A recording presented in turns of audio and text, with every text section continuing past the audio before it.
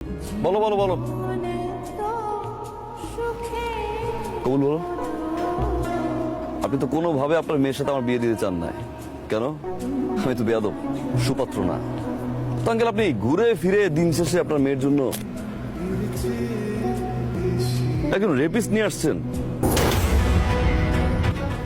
জুলাই মাসে মালয়েশিয়া চলে যায় পলাতক ভাবে, 13 বছর পরে দেশে আসে। দেখেন আপনার সুপাত্রের নিউজটা অনেক কষ্ট করে ম্যানেজ করছি, পত্রিকাটা বল না আঙ্কেল। একজন রেপিস্ট যদি সুপাত্র হয়,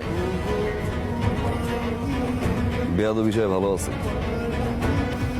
ও মিথ্যে বলতেছে, পত্রিকা বিশ্বাস করে না ভাই, বানোয়াট। তুমি একটা প্রতারক, ফ্যামিলিতে একটা চিটার। এই রেপিস্ট ছেলের সাথে আমি আমার মেয়ের বিয়ে দিব। বেরোন এখান থেকে। ভাইজান একটা কথা শুনে কথা ভাই।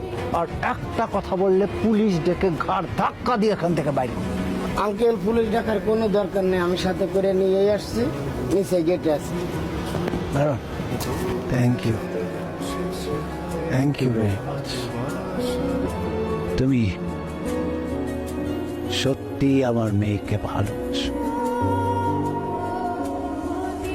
যদি ভালো না বাসতে তাহলে আজ বদমাস রেপিস্টার সাথেই তুমি ওর বিয়ে হয়ে যাওয়াটা আটকাতে।